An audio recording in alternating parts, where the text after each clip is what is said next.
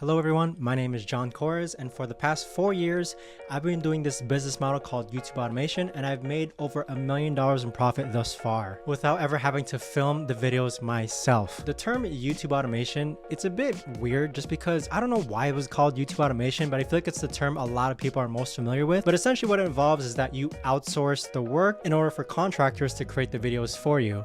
Now with YouTube automation, in essence, if I could rename it, I'd probably call this business model something along the lines of like faceless channel outsourcing maybe, but it doesn't really have a catchy ring to it compared to YouTube automation, but it doesn't really have a catchy ring to it, right? But anyways, in today's video, I'll explain how I did it, the unexpected hurdles and successes that I faced, and what you can do in order to get started within the same business model. So I first got started with YouTube automation back in November of 2019, and that is when I first started posting my first videos, and my first video actually took off in February of 2020, and the amount I made from that one video, I think to date it has over like 10 million views right now. It was close to over 100 grand just from that single video. So with that being said, that kind of opened my eyes that this business model, I can actually work on it full time. So around the 2019/early 2020 is when COVID started rising up. So essentially I was stuck at home, forced to actually work on this business model. So I remember the days where I was basically in my 2-bedroom apartment. It was just me and my mom living there, and I would work from afternoons to late nights just trying to get more videos to work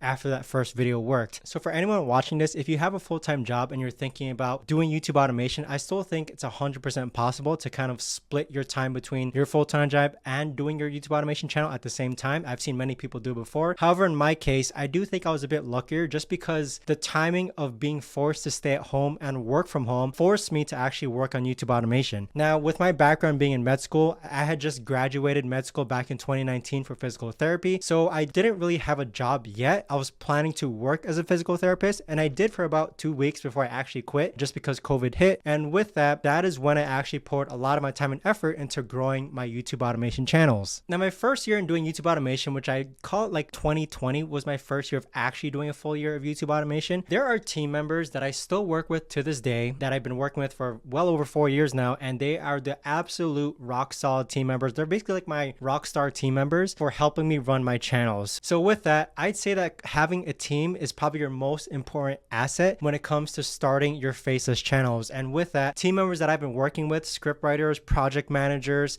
even voiceover artists and video editors, literally every single cogwheel of what it takes to create a faceless video. There are some team members that I still work with to this day, and they have grown with me and we have built good relationships. In essence, if I were to lose all my channels, I would still be able to grow more channels just because I still have my teams and systems in place. Now, when it came to the niche selection, back in 2020, I really went with niches that I saw were doing well actually. So in caveat, later on this video, I'm going to talk about going with niches that are in your unfair advantage, but I actually went with niches that I saw were already doing well. And one of the niches that were doing particularly well were TV shows. So I decided to make a channel targeting TV show news. And afterwards, I then decided to target more of a niche in which I actually knew, which was NBA/basketball. So those were the two big niches in which I was in. And even to this day, those channels are still up and running. Now with YouTube automation, I knew that it was a growing business model. A lot of more people were interested in it. So I really tried to think of other ways I can kind of monetize the business model of YouTube automation rather than just creating channels itself. And multiple ways that I came up with was selling digital products. Another way was actually coaching and consultations. And then another way was actually creating the videos for people. All three have been very lucrative. I'd say creating videos for people, I didn't really like the client service that came with it, so I stopped that pretty early on. But coaching, consulting, in addition to selling your own digital product, I still do that to this day, and it's still tied to the business model of YouTube automation. Now, what a typical workday actually looks like is that I'll skim through my analytics, seeing what videos are working, seeing what videos are not working, and then we actually use Slack in order for me to input topics to be put into production. So here's an example of a Slack channel over here in which Prajna, one of my project managers, is essentially telling me that new videos have been uploaded.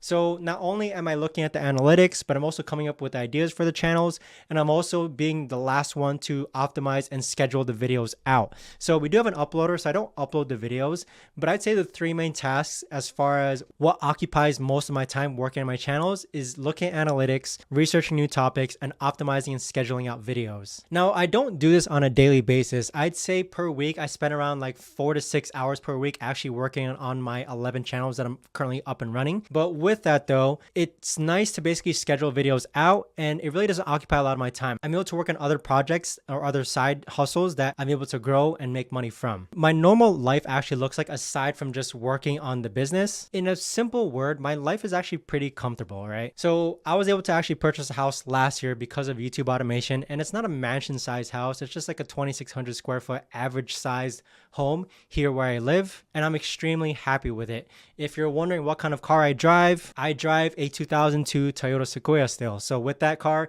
it's been passed down from my family. We've had it for over 20 years, and that thing is still a tank. So being 2002, it only has like 150,000 miles for it. I really don't want to go into things which are depreciating assets, which means buying a car. It really just doesn't interest me. I just need something to get me from point A to point B. In addition to that, I still am able to travel to places whenever I want, but I don't travel so often, just for random occasions. Usually it's for an occasion such as my fiance's birthday or my mom's birthday or another one of my family's members' birthdays. That's usually when I do travel. And most of the time I can make those occasions just because I work from home. With traveling though, I still travel economy. I just can't justify business class yet. It just feels like a money slump. So with that though, still traveling economy. Now, with the unexpected hurdles and successes that I faced with 4 years of doing YouTube automation, the first one is obviously demonetization. So with demonetization, your channel may just get demonetized very randomly from YouTube's point of view. There's nothing you can do about it, except you can send an appeal. That usually gets approved every time I do send one, but demonetization is one of the biggest issues. Copyright strikes, surprisingly, out of the 4 years I've been doing YouTube automation, I've only maybe gotten like 4 copyright strikes across all my 11 channels. It's been well over a year since I got my last copy strike, but that's not really the major issue. I'd say the biggest issue is demonetization. Once in a while, I'll get the channel that's terminated, and so with that, again, we'll just send an appeal and it usually gets reinstated. With YouTube automation, there are usually ebbs and flows. Sometimes my channel will be like a nice steady stream of income, but most of my channels, because we target like news-based topics, it is pretty much like a roller coaster ride in which some videos go viral and then they eventually die off, and then another video goes viral and then it eventually dies off. With YouTube automation, there are some days where I'll make over $2,000 in a single day. There are some days where I'll only make like $15 in a single day, depending on the channel and how long it's been running and depending on the topics. But this is expected if you're going to plan to do this in the long term. There are going to be good days and then there are going to be bad days. I've seen really high success days, channels which were making like well over 5 figures per month, and now they're only making like $4,000 to $5,000 per month. So the ebbs and flows of YouTube is something to expect if you're looking to enter this business model. My advice for you is that if you're gonna get started with YouTube automation, the first thing you gotta focus on is the angle or uniqueness of your channel.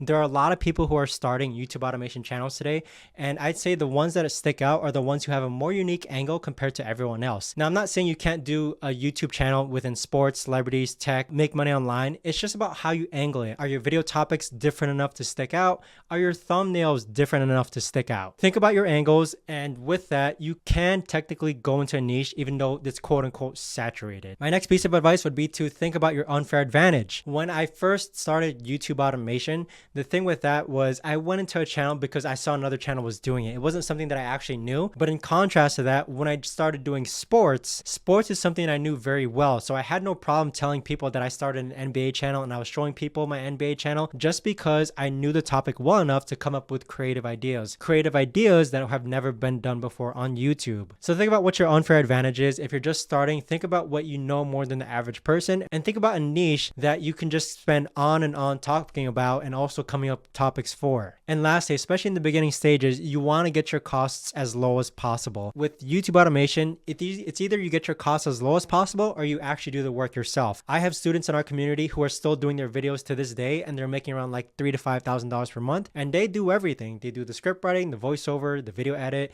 they create the thumbnails, they come up with the topics, they do everything. So their overhead is almost non-existent.